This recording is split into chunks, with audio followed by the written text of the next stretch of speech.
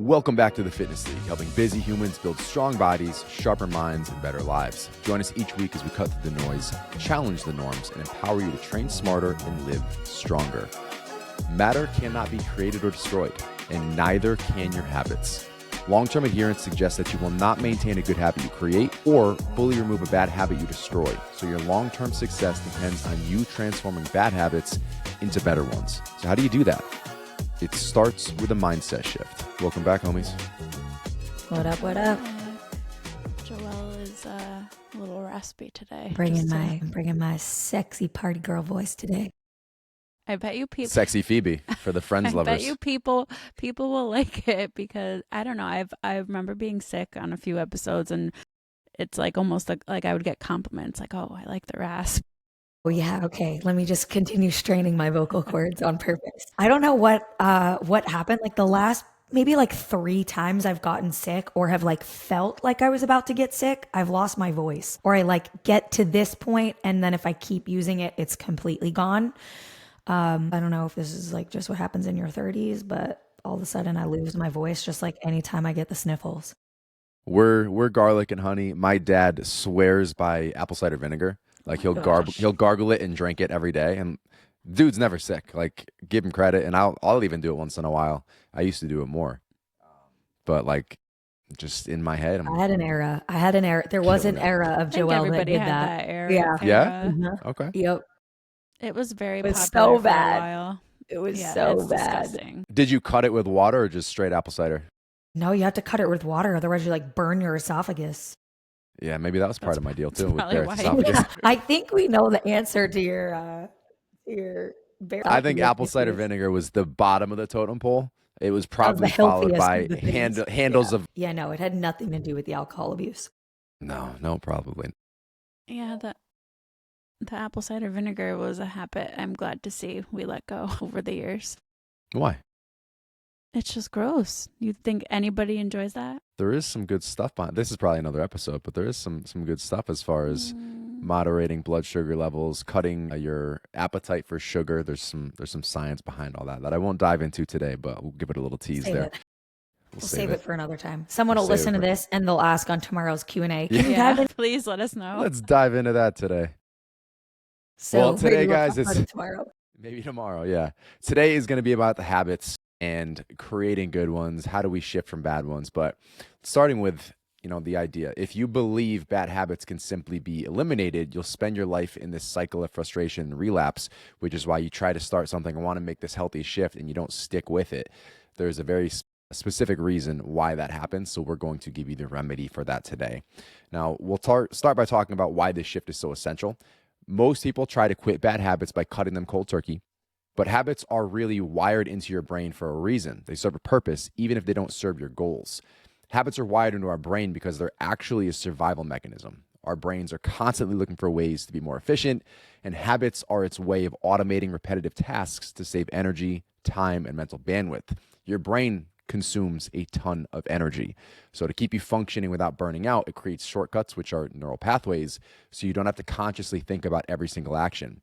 This is why you don't have to relearn to brush your teeth or to drive to work each day. That's your brain automating behavior to conserve resources. I don't know if any of you do this, but I will literally basically wake up in a drive and we're almost home and I can't remember the last 15 minutes. That's a little more dangerous in this regard, but kind of along the same lines. But once that habit is encoded in your basal ganglia, which is the brain region linked to motor control and learning, it requires very little conscious effort, which frees up your prefrontal cortex, the decision-making part of your brain, to focus on new problems or higher level thinking. Without habits, you would have decision fatigue by 10 a.m. every single day. Your brain is built to remember what led to a reward. So if something feels easy, it feels good, it's not easy, if it feels good, reduces stress or solves a problem even temporarily, your brain basically stamps it in, which can be healthy, something like a morning workout, or destructive, something like stress eating or doom scrolling. But your brain doesn't care. It just looks for and records what actually works. So the key to long-term success in health, your career, or life isn't deleting bad behaviors.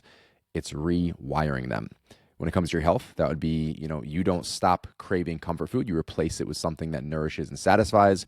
For your career, that would be stopping procrastination by sheer willpower, and you transform that into structured focus blocks with rewards that hit the same mental triggers. And in life in general, you don't just become disciplined. You build systems where better habits win by design, not by motivation. And we'll talk about things like your environment, increasing and decreasing friction. But the overall mindset shift there is that you're not, you're moving yourself away from this idea of failure for bad habits. You're going to be a designer, and your job is to engineer better ones that replace the old wiring. I have a funny kind of story from the other day. So Sloan brought home some kind of sniffles from preschool, which is now what I'm hopefully on the tail end of. Whatever's percolating. Yeah, whatever this situation is. But at the end of last week, I ended up not lifting like Thursday, Friday, like whatever this was. I was like, I don't want it to get worse. I know I've been in the position where when I do train when I'm sick, it either like lingers longer, or I don't get better as fast, like my recovery is not great. So I remember going to get ready for bed, whatever night it was. And I was like, oh, are you getting up for the gym in the morning? Like I said to Brian, are you getting up for the gym in the morning? Like I'm going to set my alarm for 5:30 or whatever. And he was like, what do you mean? Like, what do you mean you're going to the gym in the morning? I'm like, what do you mean? He's like, we're sick. I'm like, well, yeah. Like I literally it's so routine for us to wake up and go to the gym in the morning that I literally am like sitting there coughing up a lung, forgetting, not actively trying to go to the gym because I'm sick, forgetting, wait, yeah, actually tomorrow needs to be a rest day.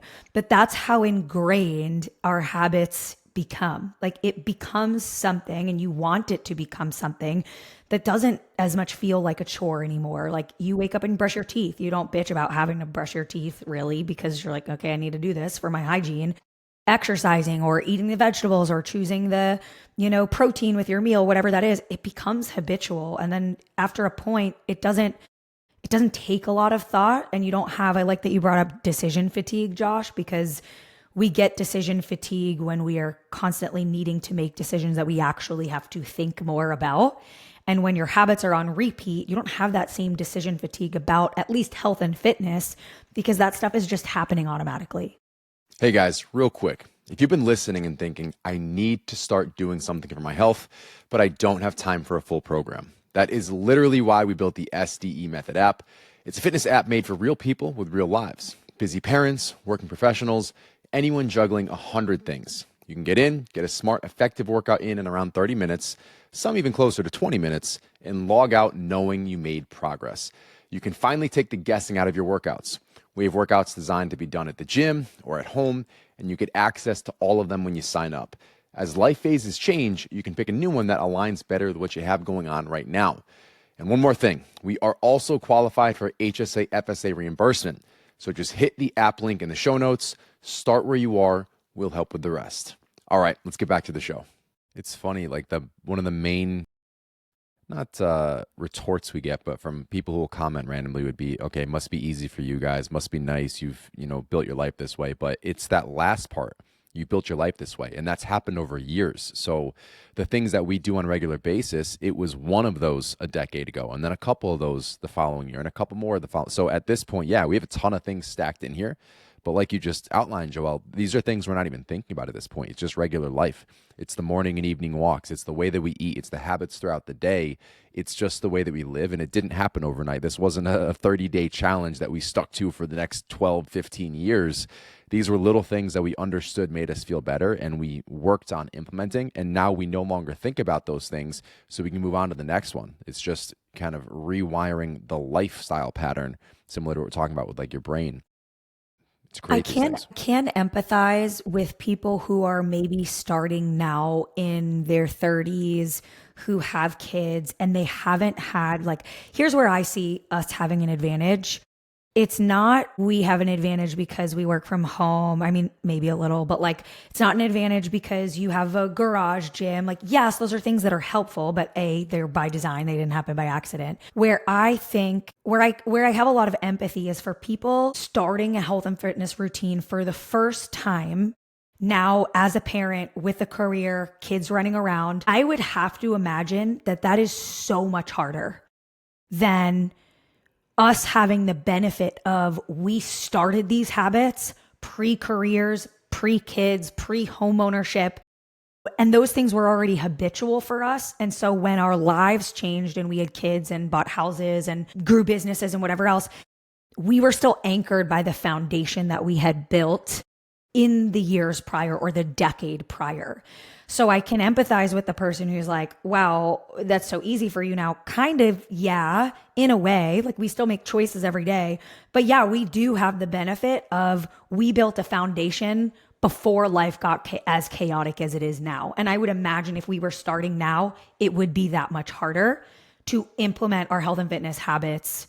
And I'm not saying that as an excuse, but I'm saying that as like, I can see how it's probably a lot harder to start now. And I'm grateful that we do have the benefit of we started this a long time ago. I think But is it that's the actually issue. harder or is it different? I think it's harder. You think it's Yeah. easy if we take a 20-year-old versus a 30-year-old with a career and 4 kids, like who's going to have a harder time implementing those habits? But implementing Probably what? not the 20-year-old who has no responsibilities. But they're not the same habits. That's where I want to play devil's advocate. We're not implementing the same habits. So if you're starting this now and you've got 4 kids, maybe you're not training at 4:30 in the morning or 5 in the morning because you need that sleep. But maybe you're taking that morning walk with the entire family before or after breakfast. So the things that we did in our 20s and 30s, or even we're still in our 30s, in our teens and 20s, are still different than the things we always implement now and would implement if we were starting fresh. So that's the whole point of the L5 method: training, nutrition, mindset, movement, habits, those 5 pillars. It can, as long as you're incorporating something from each of those, it can look entirely different, and it just has to fit your lifestyle. So it can be, we talk about the rule of 2. When we're implementing habits, make it so simple you'll never skip it. So that's why I'm saying more difficult versus just different.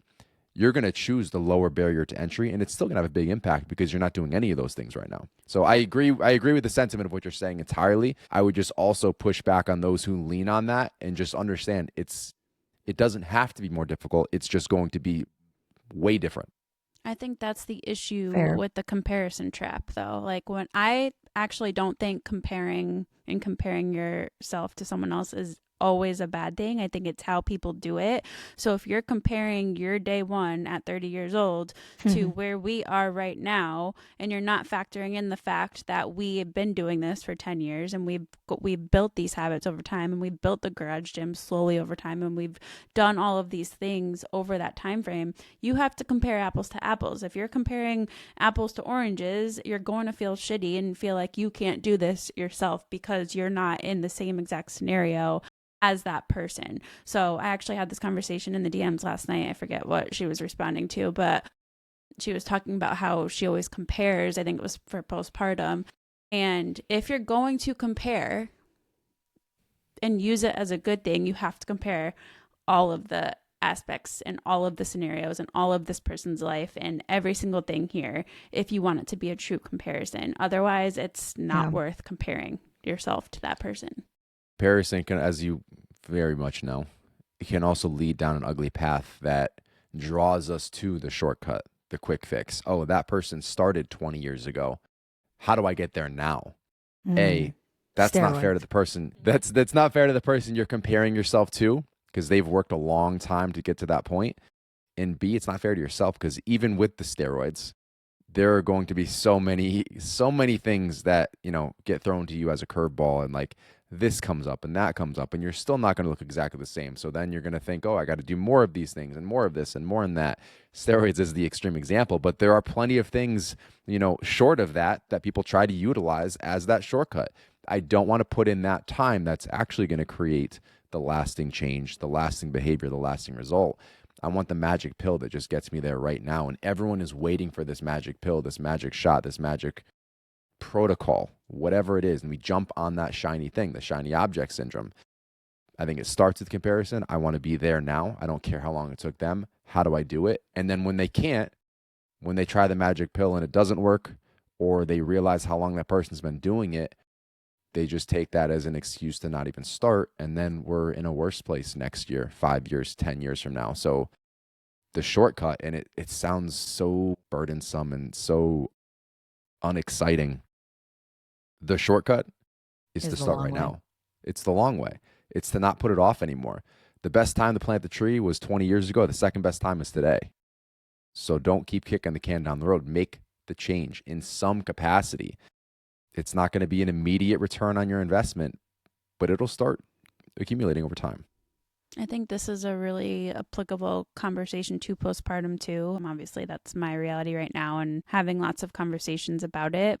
The time is going to pass regardless of what you do or what you don't do. So if you can take this time that feels like it's going very slow, the days are very slow, they're going to pass. And you, like, I blinked and here we are at 4.5 months postpartum. So if you can just start to outline a few things that make you feel better, that you can start to implement as positive habits to your daily life, when you blink and open your eyes back up, you're going to be so much happier than if you either tried to change everything at once and slashed your calories down and struggle with milk supply and you're already sleep deprived and you feel crappy in all areas, or not do anything at all because it feels like you just can't do anything at all because you can't do it in the same exact way someone else is doing it. So just keep that in mind too, whether you're postpartum or not. The time is passing regardless of what you're doing. So what can you do today to make it pass in a way that's going to lead you to the road that you want to be on? What would you guys say to, and this might not be the vast majority of our listeners, because if you are listening to this, you probably do love health and fitness or have some passion for health and fitness in some capacity. But this might be helpful also for some family members of our listeners. I had this conversation with a family member the other day who said to me, Joelle, I just don't understand how people can like exercise. I hate it. I do it. I go to the gym. This is a family member who's actually coached by our team here. And he said, I go and I do what I need to do, but I hate every second of it. I don't feel better when I start. I don't feel better when I'm finished. I loathe exercise. And I do it anyway because I know I should and I want to follow the plan and I want to be healthier, but I hate it. And I've always hated it and I do it anyway. And so we dove into that a little bit further. And I was like, is there a different type of exercise that you think you would enjoy? And the truth is he doesn't have an adherence issue. He does it anyway because he has the discipline to show up and do it regardless. But it was really interesting for me to hear, like, here is someone who does not like exercise whatsoever. And I can imagine that it is 100 times harder to get yourself to the gym if you don't like exercise and you don't. He's like, what's that, all that talk about people saying they feel better after workouts, like endorphins, or I don't get that. He was so like, exercise sucks and I don't know why anyone likes it. And I commended him for showing up and still doing it because it is really challenging. The more you dislike it, the harder it is to show up and do something. And so we had a conversation about, is there a different type of exercise that he thinks he would like better? And he was, basically like, no, I think I would hate every type of exercise. And we did talk about, it doesn't have to be, in the gym lifting weights. Maybe it's going for a hike, or maybe it's doing something that, feels more aligned with other things that you like, or exercising outside or something like that. But I bring it up because we're having this conversation about habits. And, I think in just my experience from coaching people and in my own life, that the cheat code to keeping a habit is to enjoy it. And I'm curious your thoughts on how you'd potentially navigate that conversation with someone who would say something like that. Like, how do you instill a habit when it's something you don't like? Well, this one goes out to all the bros who show up on leg day. There are certain days and certain things that you just don't want to do. So we've talked about this, I think it was a couple weeks ago now, but understanding your why, finding your North Star, and, going around sidestepping this concept of motivation, but like, what drives you to show up when you just don't want to be there? And in a situation like that, like, let's keep those workouts short and efficient. Can you get 3 days at 20 minutes? Maybe there are 3 full body days, 20 minutes, be efficient, hit the big ones and get the heck out of there. And then go spend more time outside, go for a hike, go for a run, go for a bike ride, go do something, go pick up basketball at the courts, like anything else that checks the exercise box to bring it up to the level of moderate, amount of time each week. But if you can check that box once or not once, 2 or 3 times a week, keep it efficient, and just remind yourself, okay, this is the reason I'm doing it. I don't enjoy doing it, but we're going to do this in the most efficient way possible. And then I'll go do the rest in a way that I do find more enjoyable. And I think that speaks to the why. Like, he's not motivated to do it, but he does have a why of like, I know I should do this. I know that even though it doesn't really make me feel better, there is long-term benefit of this. And I commend him for that. Yeah, I was going to say, even like you went big, large scale, Josh, on a smaller scale. I like to go big scale. I don't even know what that means. On a smaller scale, I feel like even if, like, let's say this person really likes to read or is into certain like true crime podcasts, or like just throwing out examples here, maybe you throw that on in your headphones during your workout so that there is an aspect of you're doing something that you enjoy, you're learning from while you're doing your exercise, while you're walking on the treadmill, while you're going for a walk or a hike. So kind of pairing it with something else that you really like. Is it going to make the exercise enjoyable itself? No, but it might make you want to go a little bit more, knowing that you get to listen to the next chapter of this book or just whatever the podcast is. So that's my little hack. And, you know, I feel like I've had this conversation with people who go through seasons of life where they aren't enjoying exercise. I'll say, like, I haven't heard or had this conversation with someone who straight up says, like, I hate all exercise, and like serious props to him. But I think it's applicable for seasons too, because we've all been in that place where certain seasons, like, we just don't love lifting, or we don't love the program that we're doing, or it just kind of feels monotonous, and you really have to try to figure out a way to make it somewhat enjoyable to power through, and you will get to the other side of it where you do enjoy it again. But I feel like it's also normal to not always enjoy every aspect of your health and fitness too. And I go through. Yeah, no, I was just going to say that we've all been there. We're not immune to it. Yeah, we're not immune to it whatsoever. We're human in that sense too. I go through this season exclusively with easy bar curls. I don't know why. There are seasons when I love it, and there are seasons when I absolutely dread it. Specifically easy bar curls. I'm like, really looking forward to it, or man, I don't want to do these. And I'll go, it's like 6 months at a time. It's one or the really other. annoying to take the bar out, and like we have the spinny thing on the side where you have to like load it up. No, it's the movement itself. Like sometimes I feel like my core is a little more engaged certain times. I'm like, I hate this. This doesn't feel good. I'm not getting crazy. This reminds me of your conversation where you were like, you hate front squats, or your core is... I still hate front squats. What was the reason? It was do you remember that, Joel? Yeah, my obliques build quickly. Yeah, it was his waist gets too wide or something. I get, no bullshit, I get square. I turn into this, it looks horrible. SpongeBob SquarePants. It's like this, I turn into SpongeBob SquarePants. You can see him come out. Is it possible that there's another... No. Nope. Another factor? Like, don't even finish is it possible that when you program front squats, like maybe you also happen to be in a bulk phase and like you're eating more, and then maybe you feel blockier? Joel, my life is a bulk phase. It's exclusively front squats. I'm going to need a before and after. We're going to have to test this. I'm not doing it anymore. Josh is going to do a study. We're going to do a research study, N of 1. When I do front squats now, I will do heel elevated, and it kind of takes that away. So it's the position my body's in for the front squat. I don't know why. That makes zero biomechanical sense whatsoever. You make zero biomechanical sense. No, I'm with Alessandra. That doesn't track. But okay, Josh. Well, we believe you. Couples retreat. I know my truth. I know my truth. What did you say? Speak your truth, Josh. What did you say? I know my truth. Did you say I know my truth? Oh boy. I hope one of you gets that, because the people I'm podcasting with, you just set me up. The people I'm podcasting with don't watch movies. They don't get any of my references. Only when I hang out with Joelle's husband does anybody get my movie references. We don't remember. Josh was in all his glory 2 weekends ago when Brant and him were just quoting things back and forth and understanding each other's quotes, while me and Alessandra just look at each other like, no idea. Anywho, let's break down how we transform bad habits into better ones. So let's walk through a simple but powerful 4-step process that anyone can apply. Now, number 1, awareness, which we talk about on this podcast. Through awareness, we create change. We need to get clear on what's really triggering that behavior. Number 2 is going to be the disruption. So we have to break the loop by making the bad habit harder to access. Number 3 is replacement. This is where we insert a new behavior that satisfies the same craving.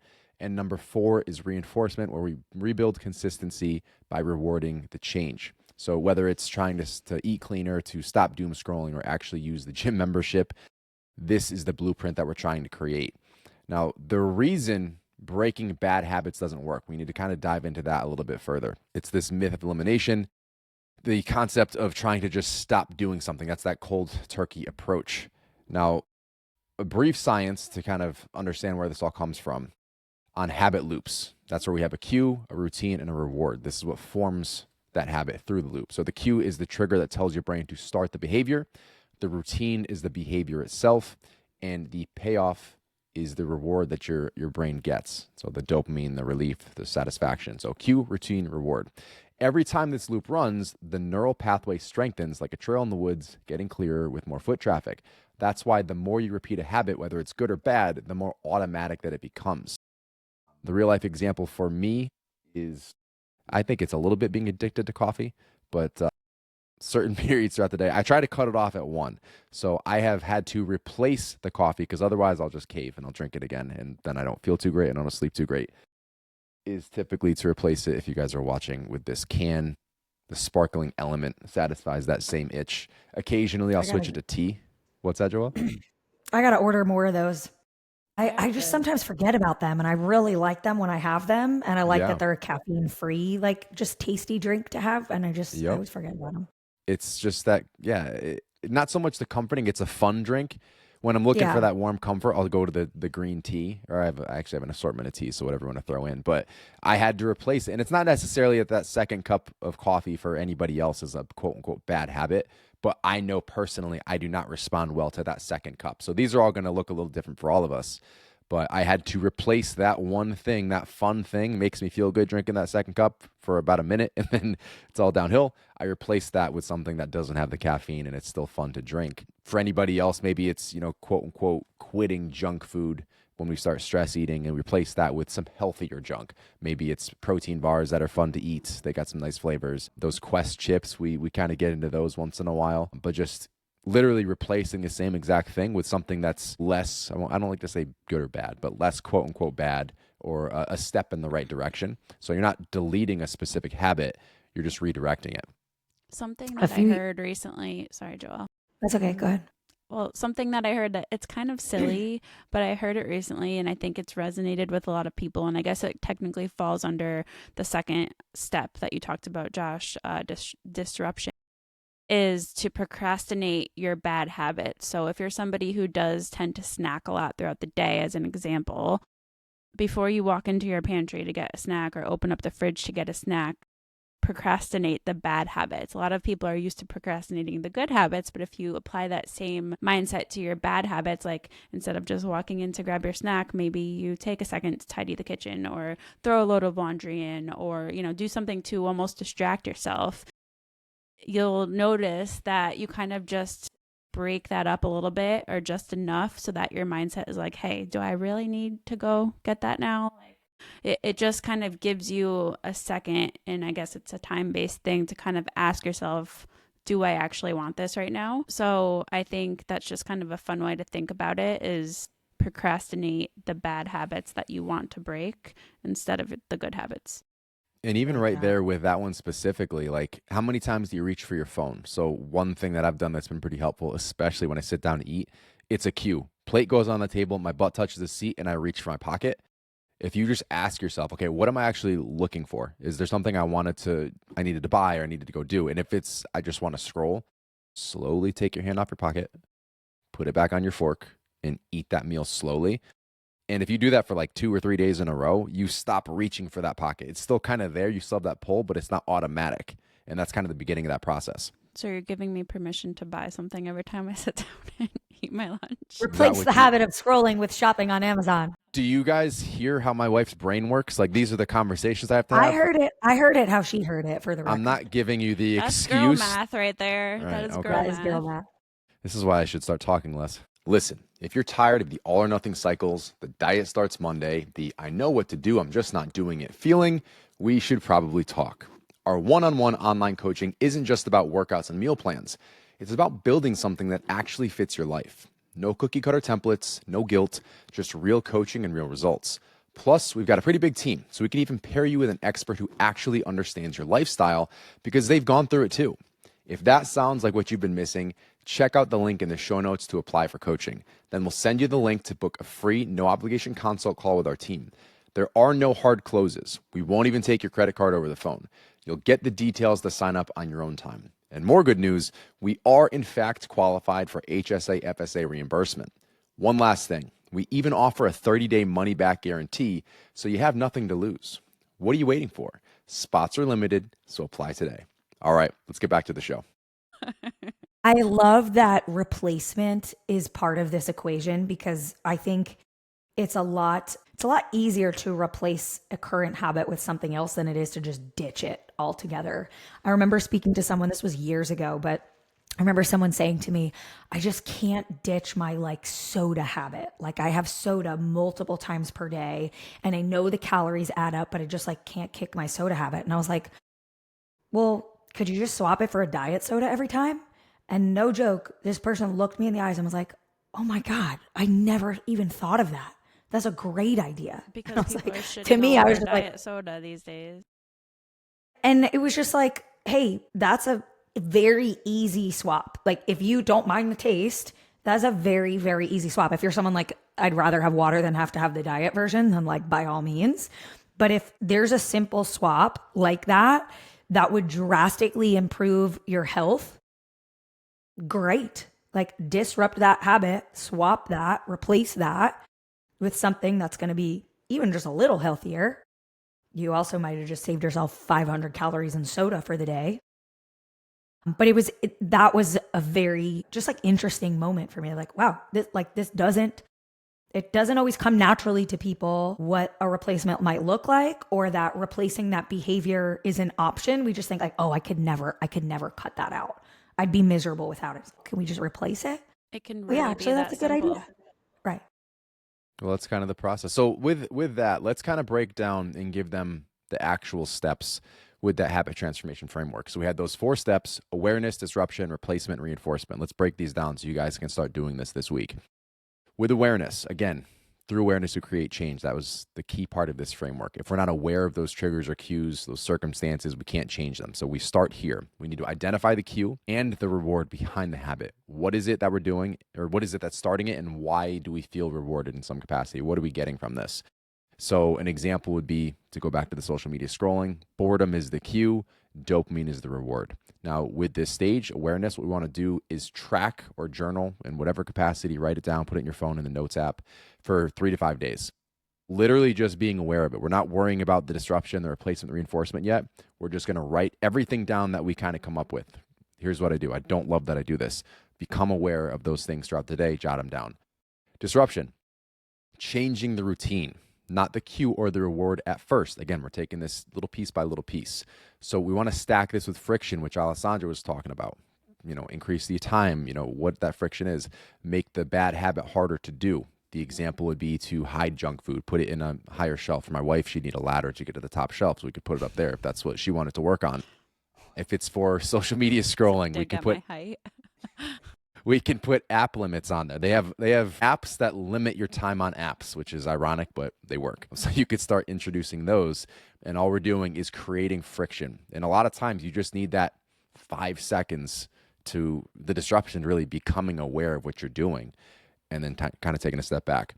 With replacement, swapping in a more productive action that satisfies the same reward. So instead of scrolling, we take a walk. Movement, especially outside, gives us that dopamine hit. And we're going to make that replacement easy, fast, and attractive. So if you don't enjoy walking outside, that's probably not going to be the replacement you utilize. Fill in the blank for anything that is a step above where you're currently at. If we can completely wipe out the bad habit, obviously that's ideal. But if we can just make it a little less bad or a little more productive or a little easier to shy away from in the future, that's still a win. And this is part of the process of evolving over time. And then number 4, replacement, celebrate the early wins to reinforce the shift. So we want to track progress. You can habit stack, embrace the identity. It can be a pretty powerful psychological aspect as far as like, I'm the type of person who fill in the blank, or rather than saying, no, thanks, I'm quitting smoking. No, I don't smoke. You're already embracing that. I'm a person who does not smoke. I do not smoke. No, thank you for the cigarette. Use environment and community to strengthen that new loop. So, we've got our Facebook group, your immediate surroundings in that environment. You could start a challenge with your friends, support groups, whatever it is that reinforces that for you. That is going to be number 4. Anything else you guys wanted to hit on in regards to those? I think people always appreciate us elaborating on habit stacking. I think that's also I don't want to say it's trending more right now, but I hear more people talking about it right now. And it's just a great way to really make these things stick.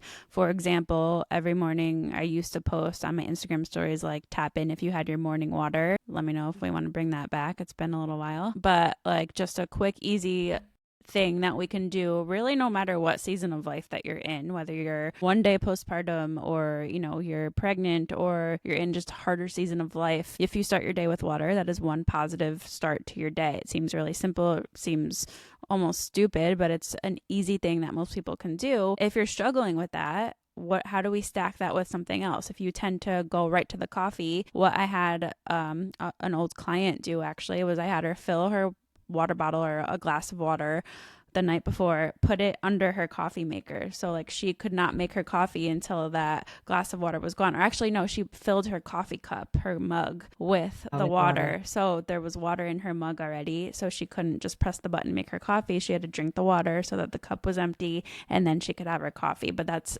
an example of stacking your habits to one that maybe, I guess, stacking it to a bad habit that you wanted to change, which is interesting, but you can also stack it with a habit that's already established that is a good habit too. Yeah, I was forgetting to take my creatine gummies a lot. And I drink just like a quick scoop of whey anytime I come home from the gym in the morning. And I was like, I keep forgetting to take the gummies just like later in the day, or like the day just goes by, whatever.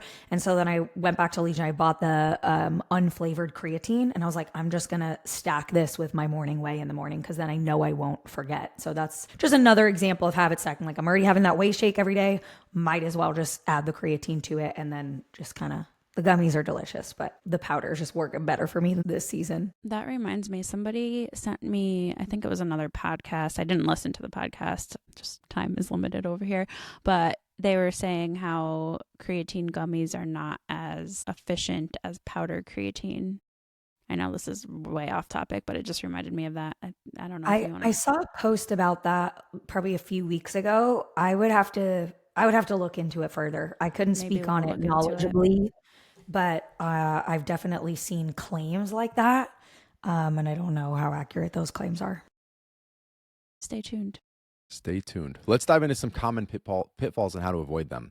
So the first one of the biggest things that our clients are, before they become clients, struggle with, and like, I can't get this to stick. It's trying to do too much at once. Yeah, we see, I mean, this is clients and non-clients, just people trying to make a change to their life. Like, they feel like they need to just change everything at once. Like, and I think that's the issue that I have with things like 75 Hard, just a lot of the bigger, I don't even know, diets, not that that's a diet, but just the things that people are doing. Yeah, it's very challengey based, and it's like, let's change all of this at once, do it really hard for a short period of time, and then what? You go back to doing, and then revert back to everything, right? Then revert back to everything you were previously doing, because we know this wasn't sustainable in the first place.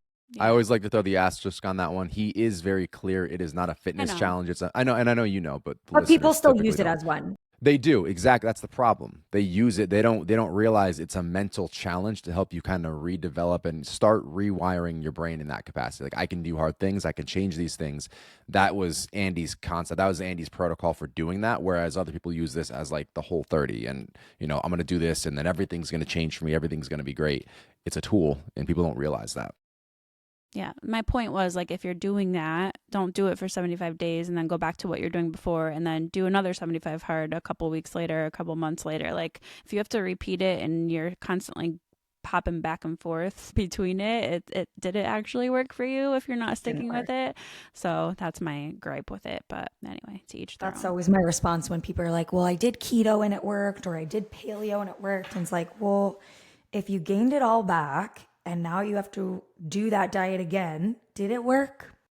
The other thing that I'll just add as a little tidbit in addition to habit stacking, I know I've mentioned this before on the podcast, but I'm going to repeat it again because I think it's very helpful. It's easier to change your environment than it is to change a behavior without doing that. So for instance, if you want to eat more fruits and vegetables, then you maybe have a fruit bowl out on your counter at all times with apples and oranges and bananas in it. And now not only do you just have to remember on your own, oh yeah, I should eat a banana today or an apple today or whatever, you have a visual cue in your environment that is cueing you to change that behavior. I always like to remind people that if the goal is behavior change or changing a habit, it is very, very helpful to have something in your environment that's cueing you, or change something about your environment, which is also where I think the replacement part comes in. Like maybe you're replacing the M&M bowl on your counter with a fruit bowl instead. So yeah, change your environment helps you change a behavior. Just like if you are buying cake and candy and chips, and that is in your environment and in your pantry, you're also going to be cued more to have those things. That was pitfall number 3 Joelle just dove into, not adjusting your environment. And that can be digital too. So on your phone, again, you can use the app limiters, or just throw your phone out the window when you go to sleep. That works too. Number 2, common pitfalls. That was weird. Yeah, it was weird. Choosing a replacement that doesn't hit the same reward. So, for example, let's go with, I want to stop scrolling, so I'm going to eat a big bowl of ice cream. Like, that might not be ideal. What I did hear, I think it was on a podcast a while back, this guy who was quitting smoking did swap the cigarette for a big bowl of ice cream at the end of the day. Kind of a similar mechanism, slightly less bad as far as climbing that ladder, a little easier to quit because you're eliminating the nicotine aspect. So giant bowl of ice cream hits the dopamine instead of the cigarette, and then over time he slowly scaled back the amount of ice cream. So if we want to use that swap, you can just kind of make sure it's applicable to the thing that you're stopping doing. So as it is opposed very to common. It is very common that when people quit some sort of addiction like that, their replacement is often food. Like they quit cigarette smoking and then they replace, anytime they like have that urge for a cigarette, they grab the M&Ms or grab the snack or grab the sweets.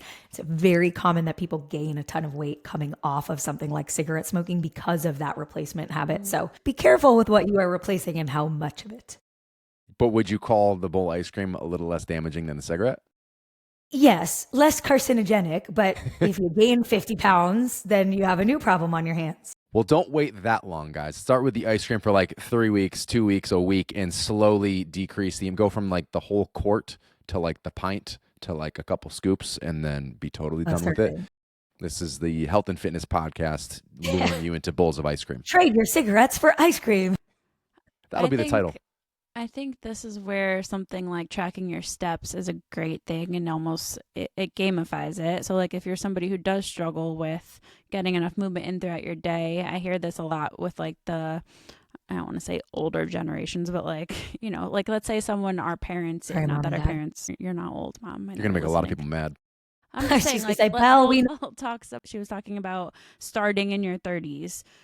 If you've never gotten 10,000 steps and you're typically hovering around 3,000 to 4,000 steps per day, and you've been that way for the last decade, something like tracking your steps and gamifying it and like being excited to hit 10K steps per day can make it easier because you're excited and it's like checking that box. So I think this is where something like a lot of people will shit on step trackers and like just getting hyped up about numbers. But for some people, tracking your steps, hitting a certain number, making it a game can be really helpful. So I just wanted to throw that out there too. Like make it exciting in that way, that almost like every time your watch like gives you the celebration that you hit 10,000 steps, it's like that's dopamine. That's an instant like, yes, I did it. I will say Whoop makes you work for that 10,000 steps. It's more like 14 to 15,000 steps. I was walking around a dirt bike track. We went to the races up in Southwick this past weekend with Kai. And it was very hot, so I was carrying him for most of it. And like we're talking multiple miles, I was carrying him around. But because I was holding him and my arm wasn't going back and forth, I got credit for 0 steps, or very few of them, compared to what I actually did. So it's a mega dopamine hit when you hit 10,000 steps with a Whoop tracker, because you are crushing it if you actually get that number. All right, number 4. Thinking failure means you have to start over. And when I say failure, it means you had a bad day, you had a bad week, you had a bad whatever, and you feel like that was the end of your streak. So now you have to start over with a hard, new, fresh streak. For some of you, that might apply okay. A lot of times, this is where you see okay, I'll start again on Monday. I'll start again next month. I'll start again at the beginning of the year. We have to stop taking time off every time we hit a speed bump and we get knocked off track. The faster you can minimize that time to where things were not on plan, to now they're back to on my plan. And I don't necessarily mean a meal plan. I just mean the plan you've outlined for yourself. I'm going to do these things. I'm going to check these boxes, these specific habits, these protocols.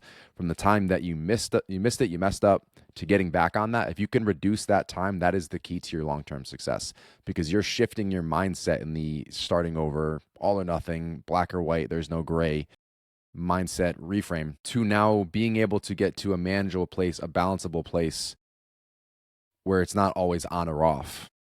Especially if you have kids, if you're a busy person, you've got a very demanding job, whatever that looks like for you in your life at this point in time, it is not always going to be perfect. You're not always going to be tracking your calories and your macros, and you're not always going to be training 5 or 6 days a week, and you're not always going to be training in the gym. You're going to find different levels to that you can maintain, again, which is why we focus on the L5 method as a blueprint, not a one-size-fits-all plan, where you can always swap things in and out based on the phase of life that you're in. You can do that on a weekly basis. Hey, I'm traveling. I'm going to be on a plane going back and forth or whatever it is for the next month or so. It's going to look different. That's okay. You don't have to stop everything. Find a new replacement, a new protocol to slide right into that. So every time you go off plan, minimize the amount of time that it takes you to get back on plan versus thinking every time you screw up, now I've got to start over. I think often about clients in the past who have gone on vacation and maybe they choose not to work out on vacation or just, aren't going to their gym regularly. And then how many times have we seen them come back and they still don't go to the gym that first week back because it's like they got out of that routine and it feels really hard to get back to the gym. And that 1 week of vacation turns into 3 or 4 weeks that they didn't get back to the gym and didn't get back into their groove with. Obviously not every client, but I've seen this before. And I think you hit the nail on the head, Josh. Like the longer you are away from that environment and away from your routine, the harder it is to get back to it. And you almost place this standard of like, well, if I can't do it exactly how I was doing it before vacation, it's not even worth doing it at all. And you have to be okay with like easing back in. Maybe if you're struggling and you wake up a little bit later one day and instead of getting to the gym for your 5:30 workout, it's now 6:15, you only have 30 minutes instead of your usual 60 minutes or whatever it is. And you just say, oh, well, I'm not going to do it at all because it's not what it was before. It's not ideal. That's still 30 minutes you still could have done. That 30 minutes could have gotten you back into the swing of things so that tomorrow, the next day, you do wake up on time and you do get to the gym for your full 60 minutes. So it can definitely bleed into pushing you back in the wrong direction if you let it, or you can choose to do things imperfectly, do things a little less efficiently or how you want them to be, and just use that as your momentum to get back in. All right, to help you guys come up with this action plan, I do want to do a quick recap. So the habit loop, that's the cue, the routine, the reward. The cue being the trigger that tells your brain to start the behavior, the routine being the behavior itself, and the reward being the payoff that your brain gets. Now that 4-step habit transformation framework is awareness, disruption, replacement, reinforcement. Awareness being getting clear on what's really triggering the behavior, breaking the loop by making the bad habit harder to access, inserting a new behavior that satisfies the same craving, and building consistency by rewarding the change. So I want you guys to pick one habit this week you want to transform. Or if you're really diving into that awareness exercise, just start jotting those things down. Utilize those 4 steps, report back. You can actually comment on this now obviously on YouTube, but on Spotify, we'll get the videos up there as well. They're turning into like a complete social media platform, which has actually been pretty cool to interact with you guys back and forth on that. So you've got that. Don't forget to share your transformation with us. Comment here, DM us. You can send it in an email, which brings us to our 3-episode rule. We do ask that if you've listened beyond 3 episodes, you leave us a quick 5-star review. You guys have been really, really great about doing that. So thank you. We appreciate you. That isn't to help us monetize. This is a free podcast. We use it as a free resource for those who do not work with us, or maybe you do in the app and you're not necessarily in coaching, or maybe you are. We've got it all across the board, but we want this to be something you can always tune into to come up with action steps to improve your lives on a weekly basis. A little tip. So if you've been listening beyond those 3 episodes, the reason that rule is in place is you have probably gotten some value from this, and someone else could benefit from that same value. So your role in this community, you are the Fitness League. Your job, your duty here is to just share it so that someone else can benefit as well. We grow the community, we change the world, and that is our goal, to make the world a happy, healthy place. We'll send you off with a quote from James Clear, who is the author of Atomic Habits, which is a great book. If this podcast really inspired you and you want some additional tools in the tool belt. So his quote, "You do not rise to the level of your goals, you fall to the level of your systems." Anything else you guys got? All right. Where can they find you? I'm at Alessandra Skutnik, At Joelle Samantha. At Josh Skutnik. and everything else you need is linked in the show notes.